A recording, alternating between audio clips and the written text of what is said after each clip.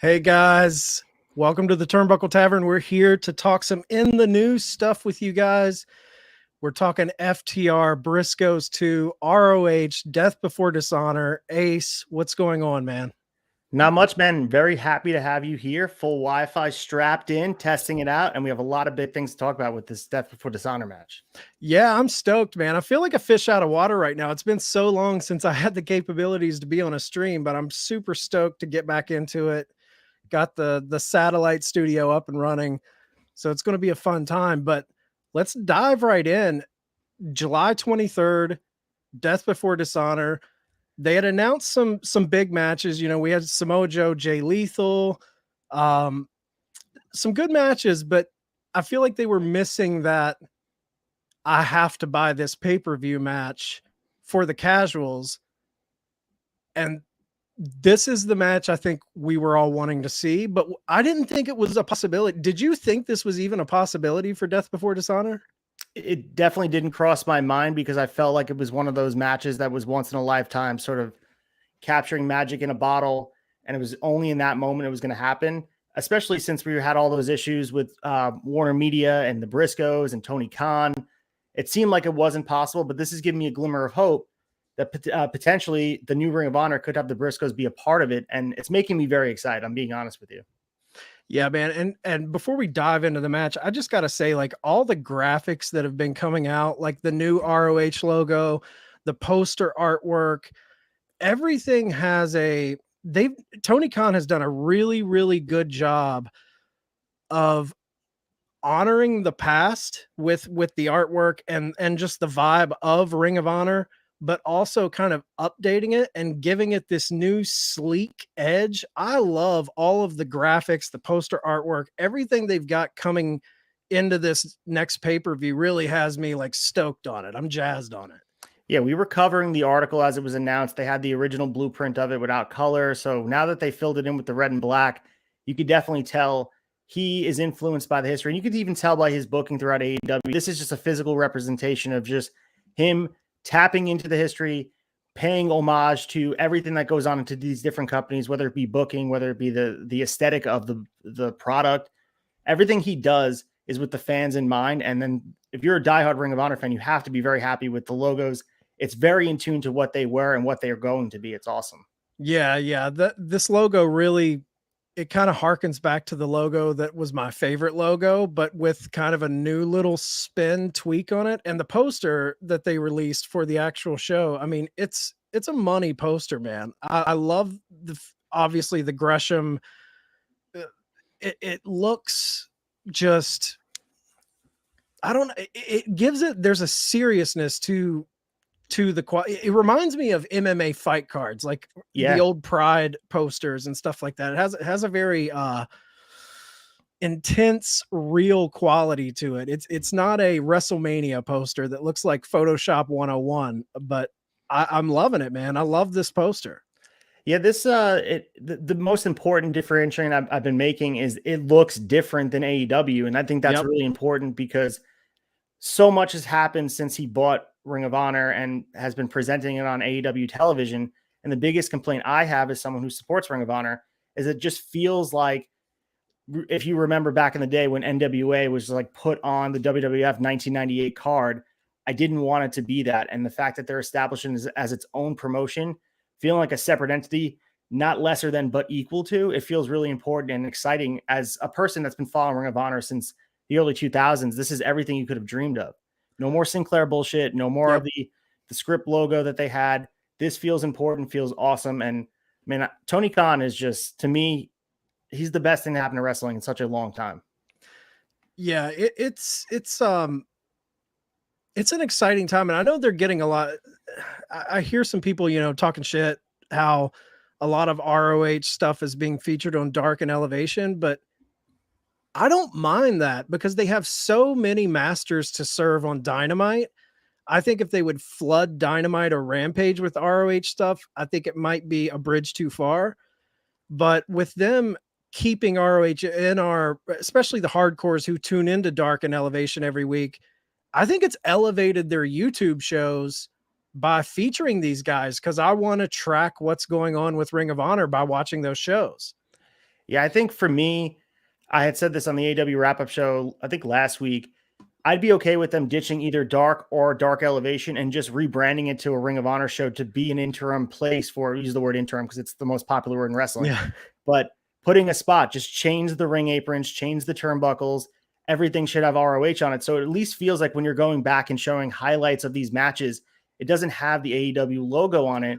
And you have these Ring of Honor wrestlers that you can put video packages together. And that's important to me. When you have a Gresham match, it should have Ring of Honor in the background. Everything should have Ring of Honor graphics. And I know they do that on the entrance, but all those aesthetics are really important to establish it as its own individual entity. And I think that's what Tony Khan's trying to do going forward, but it's hard to without a TV deal. Yeah, I'm with you. And I mean, this is a bigger issue that could have its own video, but I've had an issue with Dark and Elevation not feeling different. Like, I feel like both of those shows outside of, taping in Universal, I feel like when they came up with Elevation, there was a promise that it was going to be a little bit more different, a little more mid-card guys, and they sprinkle a little bit of that, but I find myself not being able to differentiate the two shows. I wish they would take Elevation and give it its own spin, and maybe, doing that ROH thing in the interim before they get their own weekly show, maybe that is the right move. But we're not here to talk Dark and Elevation. We're here to talk Briscoes FTR. It's announced. We're getting it. For me, match of the year so far. I don't know how you feel. I know Ospreay and Orange Cassidy put on a banger at Forbidden Door, but to me, this is by a landslide my match of the year so far. I don't think it's been topped. Yeah, no. And FTR on the most recent episode of Dynamite, they have this little backstage segment, and it's kind of like an afterthought, and they just drop the, hey, Briscoes, let's do it again. What did you think about how they dropped that? Because to me, it was a mind-blowing, just kind of like off the cuff, hey, we're going to do this too. And for a 30 second to minute spot on Dynamite, it kind of became, for me, the big news coming out of that episode. Yeah, absolutely. And if you guys checked out the flagship dropping on Thursday mornings reviewing Dynamite, that's what you guys had said. And I agree 100%. I found myself nodding along and saying this deserved a much bigger presence and a bigger announcement. But for the diehards, it almost was better because the way they dropped it, it just was a nuanced thing of like FTR expected this rematch. They knew the Briscoes would want a rematch after losing that match. And to be honest, like you said before, it made me more excited for Death Before Dishonor because at this point, having these matches on the card, Jay Lethal versus Samoa Joe is going to be a quality match, but you need that main event level match. And you know what? Like, you needed this to sell the pay-per-view. If for me as a diehard, I'm going to watch it anyway. But from Lee Moriarty versus Jonathan Gresham isn't selling the pay-per-view to me. You need a world title main event level match to especially establish Ring of Honor on a pay-per-view platform for Tony Khan. So I was very excited. That's the word I had for it. And it felt very unexpected. And sometimes that's the best thing in wrestling. Oh, yeah. And so have they announced that it is definitely going to be Gresham Moriarty? Because I know they have the title match on Dynamite coming up. So they have not, but with Gresham turning heel, now I think things are going to change now that he's aligning with Tully Blanchard. So it's not going to be Lee Moriarty, probably not, but it's going to be someone of the like. I don't think they have time to build up a feud in the next, what's that, 12 more days before the pay-per-view comes on air. So it will definitely be a placeholder match where Gresham will retain, establish him as a heel, and get him under the fold of, I guess, putting people in the eyes of he's the world champion again, because that's a different conversation I want to have about John Gresham, but they need to establish him as the guy, and he doesn't feel like the guy right now. It feels like Samoa Joe's the guy. Yeah. I did like him doing the heel turn because it was so unexpected. I thought it was a nice wrinkle in him, and I think them attaching him to Tully Blanchard, although I think Gresham can handle himself on the mic. I've been liking his promos, but I think this Lee Moriarty match is going to be interesting. I think an angle is going to be shot where we're going to get the matchup for Death Before Dishonor out of that match. We're going to know whether it's Moriarty getting a rematch or someone interfering. Something's going to come from that. But FTR Briscoes, man, this is kind of like, okay, so this all started at Final Battle. FTR came out at Final Battle, the last ROH show before Tony Khan took over. and stormed the ring, took them out, kind of had them on their heels. Briscoes are out on the floor looking up at FTR, who is in their ring, the Ring of Honor ring. And then we get the classic, you know, we can give all the superlatives to it. Match of the year, the first encounter where FTR won the ROH belts off of it, off of the Briscoes. Now, when that all happened, we thought Tony Khan's booked this or bought this company. The Briscoes are a staple of ROH. Are they going to sign with AEW? We just got this match on Tony Khan's first event. Obviously, that did not happen. We heard rumors Time Warner did not want them to sign them due to tweets from years ago that they were kind of still being crucified for.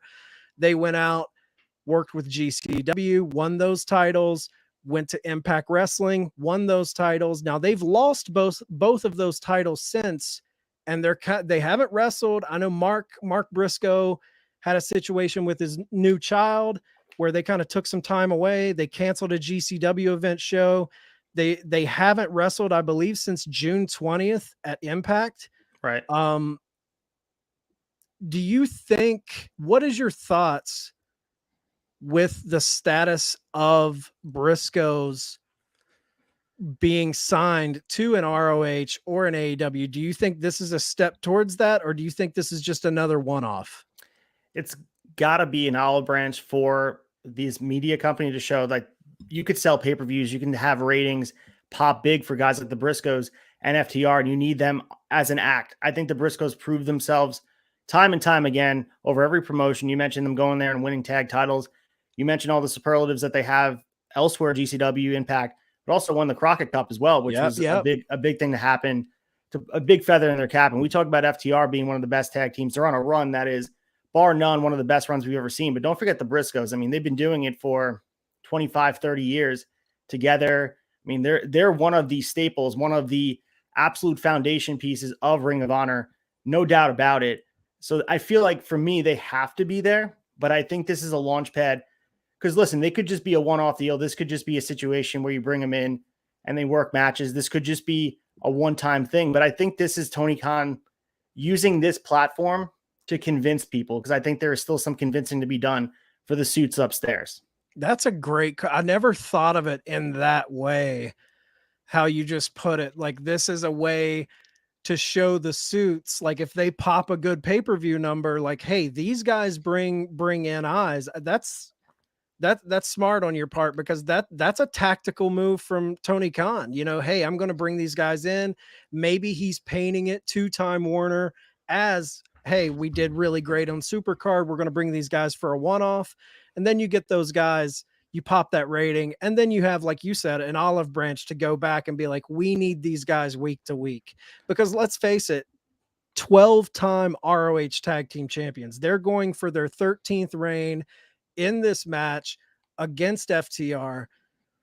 How do you see this shaking out? Because there's a lot of, me and Snead talked about it on the flagship show. There's a lot of moving parts here where FTR is on this legendary run. They have the AAA titles, the ROH titles, the IWGP titles.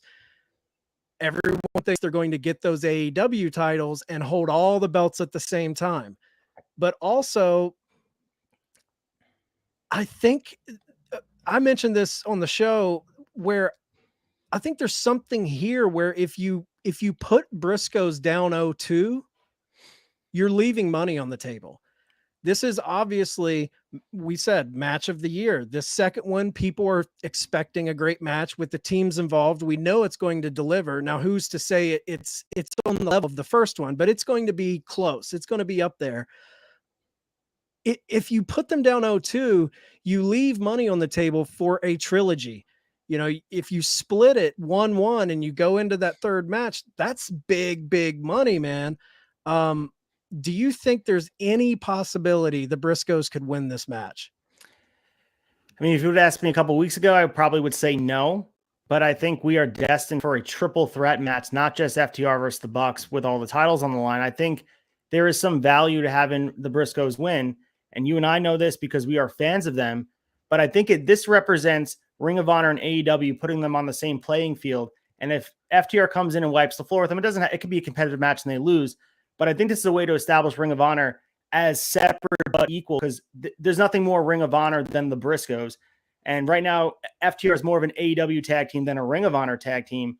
So to have them go down 0-2, I think it could be detrimental. We've seen it happen in recent history. This is WWE booking, obviously, with Seth Rollins losing 3 in a row to Cody, which feels like unprecedented booking to me. Right. Because like you said, you leave money on the table and you have to do a lot of backtracking to fix what's wrong. Because now say the Briscoes do come in down the line, the casual fan, people that are watching the product are like, oh, that's the team that lost to the FTR twice. Why should I care about them? So there's a lot to be lost here. And I think the booking decision on what actually goes on will be very telling for how they view the Briscoes in any sort of future for Ring of Honor. I think it's going to be huge as far as if the Briscoes win this match, you can almost guarantee they're going to be a part of Ring of Honor in some capacity. Yep. I said the same thing, man. This match, there's more pressure on this match for me as a fan than just wanting to see a good match. Like going outside of kayfabe, the pressure for me as a fan is if the Briscoes lose, to me, that signals they're not getting signed to ROH or AEW. If they win, to me, that's a bona fide, these guys are getting a contract. And that going into this match, that's the weight for me. I mean, kayfabe, great match. Both teams are awesome, but I'm such a Briscoes fan. I mean, on the flagship every week, we've been calling out Time Warner in our little Briscoes rent. You got to sign the Briscoes. So there's a lot of weight here. I just want them to be signed so bad, but you alluded to there's a triple threat on the table that we could work towards. Now, a lot of people may forget, especially the people that did not buy Super Card of Honor. That match it ended clean, but there was a little bit of shenanigans at the end of that match. And we had our boys, the Young Bucks, show up, cause some mayhem. And if you know Tony Khan and the way he likes to book, everything happens for a reason. They just didn't haphazardly put those Bucks in there. To me, there's a bigger thing at play. We've got All Out on the horizon, Labor Day weekend. What better way to put a incredible tag team match with arguably the 3 greatest tag teams in the world, Briscoes, FTR, and Bucks. And Sneed floated the idea of putting all the straps on the line or doing something, with that. Like, do you think there's a possibility that we are slowly putting breadcrumbs towards this triple threat super tag team match at All Out? I feel like we have to be, because I thought we were on a collision course to have just the Bucks versus FTR 3. I thought that's undoubtedly where they were going. But now I feel the big money is with the 3 of them, or the 6 of them, the 3 teams going in there and stealing the show, because it not only will be probably the best quality match you could have, but the highest stakes in tag team history. I don't think ever, and I'd have to go through all the Meltzer newsletters through time and figure out, has there ever been a tag team match with 4 different sets of belts on the line? And it has to be nuanced, because I had mentioned this on the AEW wrap-up show. With all the titles being held, the AAA titles are probably right now, they're just props, right? They haven't defended them. I think FTR didn't make it to Triple Mania. So they're just props right now. And that's my fear for some of these titles, that they just become collectibles on shoulders. They have to find a way that once this match happens, whether they separate them or figure out a way that they're going to be defended, that's the important part of it. Only will mean as much as you put importance on those titles going forward. They can't just be all in one and then they're just props. Like the Kenny Omega run was awesome because he actually defended the titles. Right. Yeah, I'm with you. I think the AAA belts are the lesser of the 4, and maybe that's just me being an uneducated fan that I don't follow AAA. Maybe it would mean more to me, but to me, ROH, IWGP, AEW has the best tag division in wrestling, in my opinion. So those are the 3 kind of cornerstone belts. So I think we could be in a situation where once All Out, AAA might be off the table. Maybe I could see them maybe dropping those. But this kind of goes into my prediction. I think the Briscoes are going to win the second match. And I think we're going to move into All Out. Briscoes, ROH champions, FTR, IWGP champions, Young Bucks, AEW champions, everyone holding their own belt, those 3 titles on the line. And I think FTR walks away and continues this legendary run at All Out. I'd be so into that. And it just goes to show the progressive thinking of Tony Khan, that he's willing to do this to make AEW look at a point weaker than. And I just mentioned this on Shot Nostalgia. The reason the WCW invasion failed in 2001 is because it was just Vince patting himself on the back that he's been better than Eric Bischoff and WCW all these years, and he used it as just to beat him down. But the way to get other promotions to feel important, look at NWO. Eric Bischoff was willing to sacrifice WCW for the brand, for the benefit. NWO felt, and it backfired, I would say, at the end of the day when the NWO became way too big. But with Ring of Honor, I think it's important, again, going back to establishing them as a separate entity, it's important to make everybody know their tag titles, their champions are all on the same level. So like for me, going back to John Gresham, I don't want to start a larger conversation about that, but he's their world champion. He needs to be presented as so. He needs to be on the same level as Jon Moxley, as Kenny Omega, as CM Punk. And I think over time, that's going to be a challenge for him to do, because for fans, they have to be able to believe in that. Absolutely. I think there's a Bryan Danielson, Jonathan Gresham match on the table as soon as Danielson's ready to rock. But I do have a clip. We talked about FTR on Dynamite, just kind of haphazardly throwing out this challenge to the Briscoes. And obviously everyone's like, what are the Briscoes going to say? We've got our Twitter and our IGs like just waiting for them to drop their response, because the Briscoes always have a classic response, and this time was no different. They're on their chicken farm, and Mark's got to be eating something. He's making some chocolate milk in the background while Jay just rips it up. But here is the Briscoes accepting FTR's challenge. First of all, if y'all gonna mention our names on national television at 10 o'clock at night, can somebody please at least let me know? Man, come on, I'm getting phone calls. Yo, give us a warning. I think I got chicken house alarms going off. Yo, it's July. I'm running down to the chicken house in my underwear. It's the middle of July. It was 80 degrees last night, man. We gotta keep these lines open. We got farm out here. I know what was going on, but hey.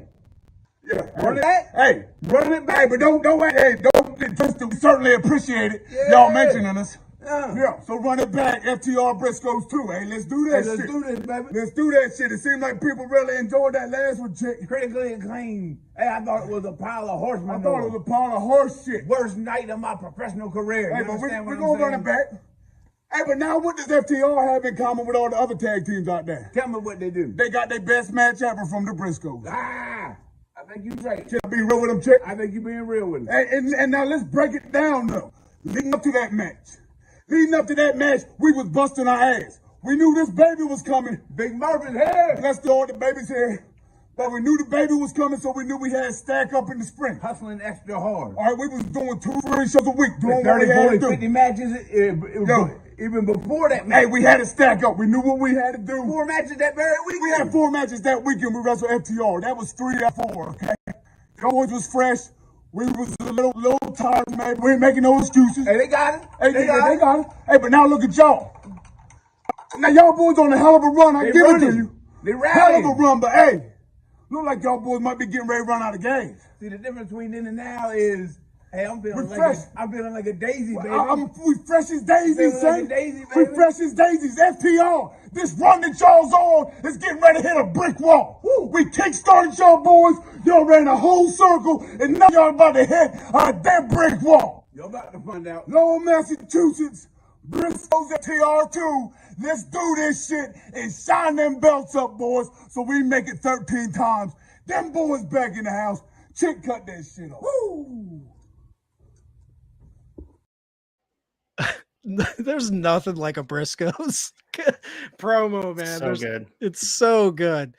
And Jay said something in there when he was getting real, and I tend to agree. He's like, you know what they have in common?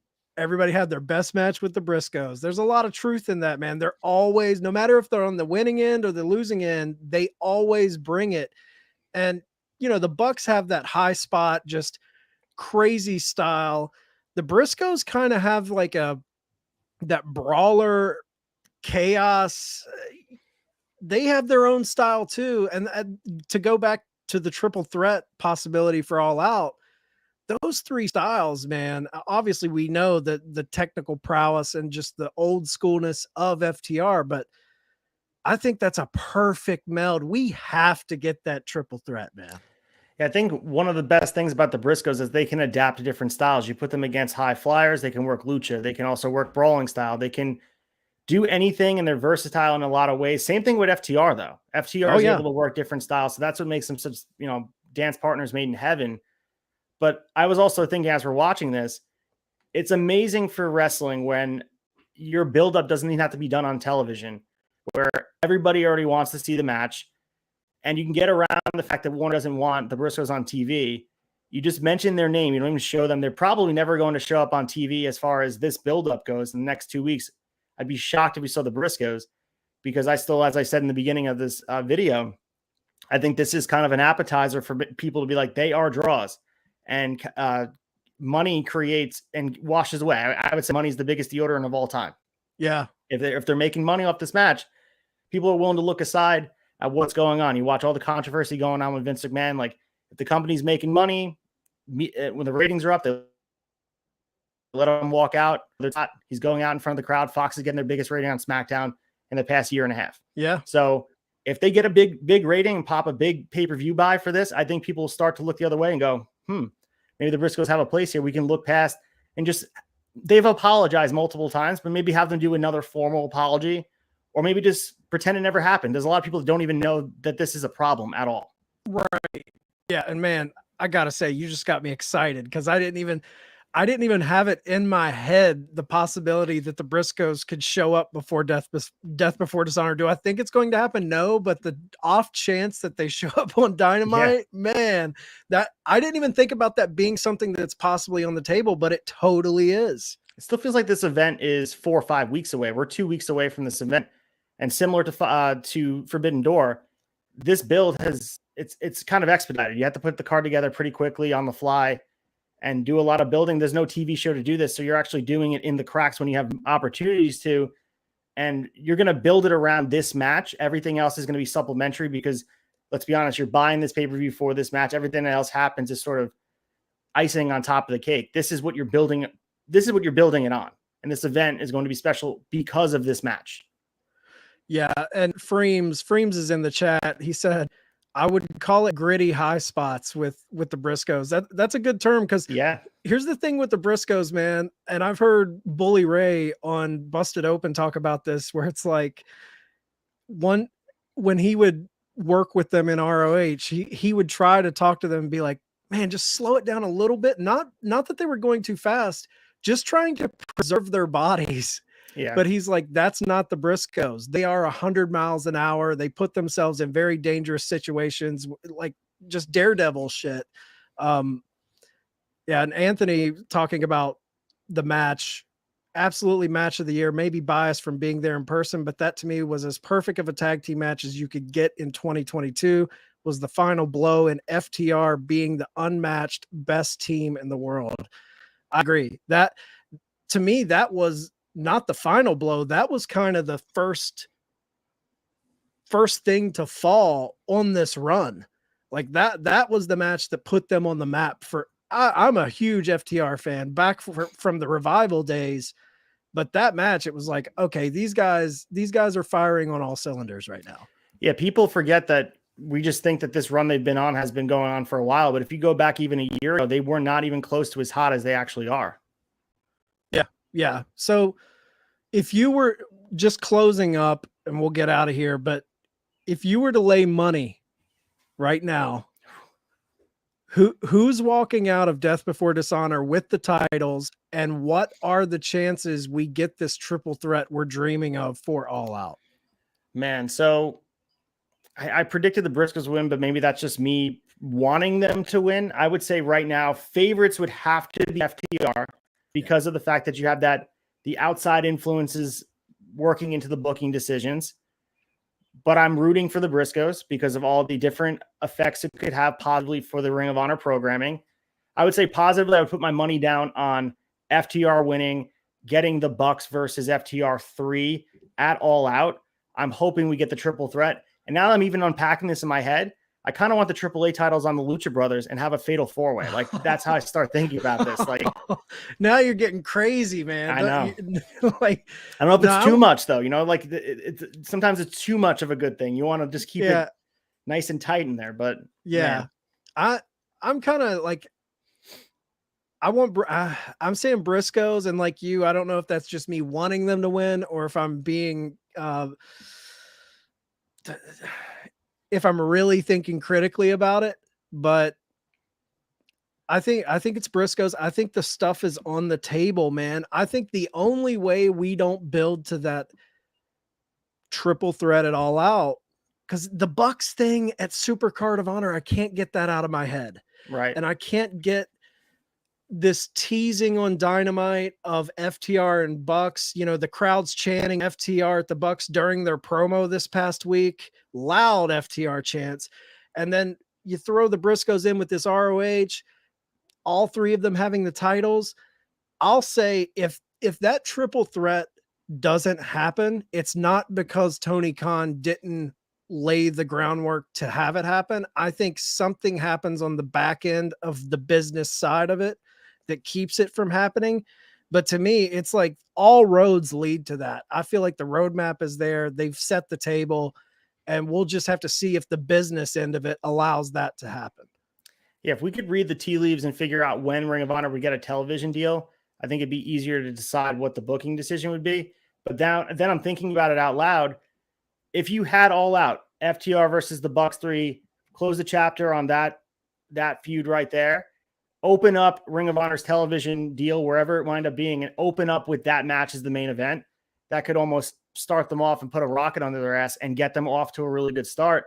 I mean, you can go a lot of different ways if they're willing to commit to the Briscoes and what they bring value-wise and quality-wise and legitimacy-wise to Ring of Honor as a brand. It's a limitless amount of options and opportunities for you to build on this. So I'm excited that Tony Khan he's persevering through this, because a lot of people would just say, you know what, it would be great, but it's not for me. I don't want to deal with the headache. He's willing to do it for the wrestling fans. Exactly. I think he knows what we want, and he's doing everything he can as a gentleman with his business partners. He's not wanting to step on toes, but he's not just giving up on it. And I love that. And the thing I love most, you know, it's been a little quiet with ROH since Super Card of Honor, but bringing the Briscoes in has allowed us to have these type of discussions as wrestling fans, and it's building hype for the event more so than just the match itself, but the fallout of what this could mean for AEW, ROH, even New Japan and those titles. Like, I feel like that's the beauty of this matchup is the discussion it's breeding. So say we get that triple threat match and winner take all, the winner, whoever it might wind up being, any of the three teams. If you're the head booker, how are you getting the titles off of that team? Are you just stripping them? Or are you having them lose like Kenny Omega lost progressively over time? How would you go about that? Man, that's tough, man. That's the thing. I heard you kind of talk about that, and that is a problem, because I love the belt collector Omega run, but there was something about him dropping that Impact title before going into the AEW title match. Like, it felt to me, he should have went into that match, I believe, at Full Gear. When he lost it, he should have had all those belts. The AEW belt should have been the first chip to fall. The fact that he lost the other belts prior to that event, kind of, it was like seeing the writing on the wall. Right. So it's very difficult to like book that, because, you know, then you're going to have, how are they going to, like you said, how are they going to defend those belts everywhere? It's not, someone's going to suffer. And then when that one title suffers, say it's New Japan, and they're not being able to defend those belts as much as they should, then that could cause a rift between these partnerships, between these promotions, because, hey, you're not sending your guys to my company to defend our titles. So I don't know, man. I don't know how I would do that. I think that's the one problem. That's the one sticking point where I'm like, yeah, it would be awesome to see all three of those teams each hold belts, go into a triple threat. But how do you do that? Dude, I wish I don't want to be the booker in that scenario. Yeah. So also too, watching that Briscoe promo, they were the losers in that first match, but even just the wording of how they said it and how they presented their loss made them feel like they almost are the favorites going into the match. It's crazy what a good promo does to hype you up and feel like this team, like the way they did it and just saying, we were tired, we worked all these matches, you just worked one match. Now it has me believing as a fan. So promo wise, like even if FTR was to win all the titles and be the belt collectors, even if they were to lose to a New Japan team, at New Japan Strong on a taping or something, it could be skewed in a way that like it doesn't make FTR look weak because they've been running ragged, they've been going on this long run. It was bound to happen, but we're going to bounce back. I think we live in a world where like wins and losses aren't everything, right? And it's about presentation. Right now, FTR feels like they're bulletproof as far as booking goes, and as long as they're in the nice constraints of Tony Khan, I'm comfortable with whatever he decides to do because he has their best interest in mind. Whereas other promotions like WWE would definitely overbook it or ruin the momentum. And I think that's what FTR has on their side is Tony Khan has their best interest of not only them, but the good story and also wrestling at large in mind. Yeah. I mean, the wild cards in this situation are New Japan and AAA.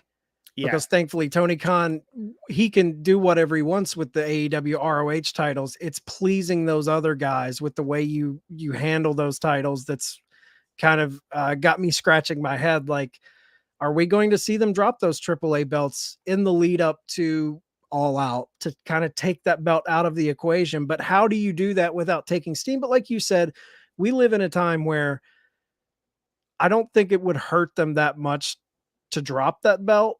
I mean, they could drop it to Lucha Brothers. Who knows?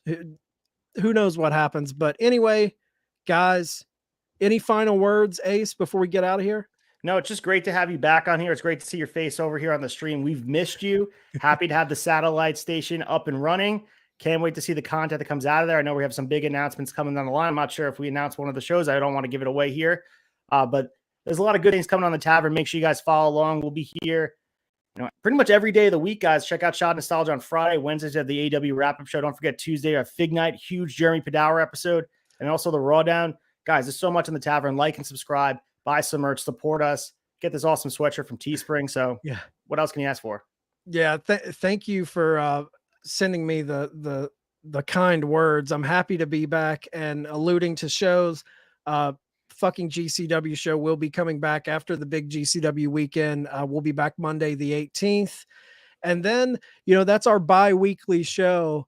So the other show that's going to flip-flop on the off weeks of GCW show is a new show called Villainy that I'll be doing. And each episode will focus on one heel. We'll deep dive into what makes them a great heel, from the promos, the moments, the feuds, the matches. Not sure who we're going to give that first episode spot to, but that's going to be coming down the pike, something to be excited about. And again, like you said, guys, go check out Fig Night tomorrow, Tuesday, 7 p.m. Eastern, right here on our YouTube channel or Twitch or Facebook or Twitter. Jeremy Padawer, the Fig Father, will be on there. That's a huge get for those guys. I'm stoked for them to get him on the show. I'm excited to see what he has to say. And yeah, guys, thanks for tuning into the Turnbuckle Tavern. If you want to find any of our stuff, Shot of Nostalgia on Fridays with Ace and Mike. So many great things. Go to theturnbuckletavern.com. We're everywhere. We have merch. We have social media sites. We even have a TikTok. I mean, come on. Give us some love. But until next time, for Ace, I'm Chad. This is the Turnbuckle Tavern. Can't wait for FTR Briscoes II. Catch you guys next time.